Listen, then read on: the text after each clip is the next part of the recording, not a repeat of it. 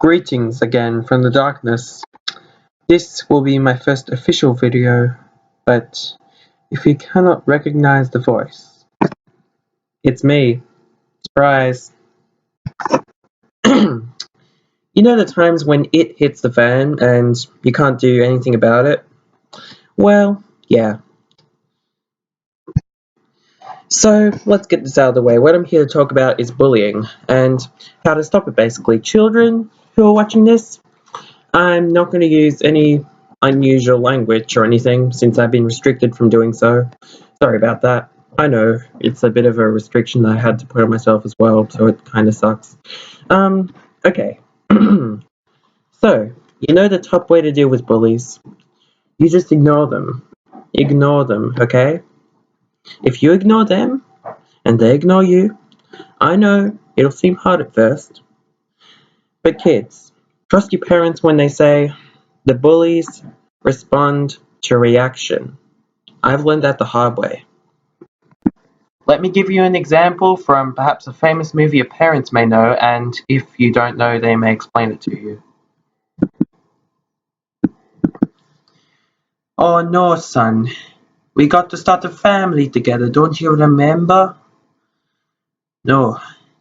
If he does not let you become an actor, I'm going to make him an offer you can't refuse. Of course, imagine you were the guy who got a horse head next to him in The Godfather. Now that would be bad. And what would you do? Well, you would do... Well, how do I put this nicely? Nothing at all. Apart from my Italian accent sucking. Okay, I'm being serious now. You do nothing, right? Because even if they do put a horse head, poor horse, why would you want to respond to that? Especially in the case of a gangster. I mean, hello? Imagine this thing. The gangster can shoot you. The bully can keep on taunting you if you give it a reply. It's like a gang war. Bam. So, not exactly the best thing. And, yeah, as much as we fantasize to become ninjas and kick their butts in, then that's probably not very likely because that can get you detention.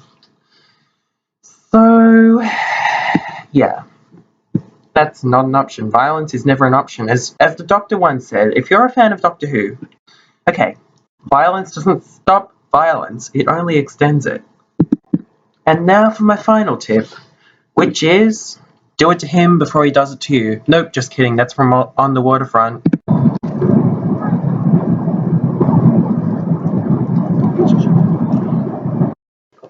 Well, yes, that wasn't the magic of editing, that was rather me traveling to another state, which I ran out of time to record stuff back in the other.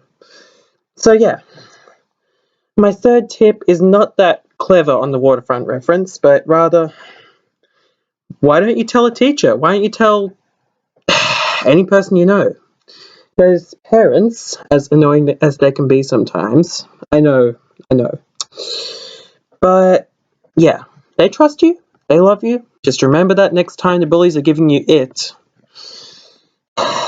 Because it really sucks. You know? Okay, so if you're not good at something, if a bully's saying, oh, you can't shoot that ball in the hoop, you're not tall enough, you little dweeb, well, first of all, not true. Second of all, remember one thing. Nobody, I mean nobody, not even me, George, is good at everything. Not anything, my mistake. Not good at everything at all. Like, you may totally suck at basketball, but you'll do good in like football or movie trivia. Like, heck, I know a ton of movie trivia. Trust this memory. So in conclusion, it happens. Teenagers, you'll know what I literally mean, but had to get around censorship guidelines. It happens, and sometimes there's nothing you can do. Most of the time, there's everything you can do.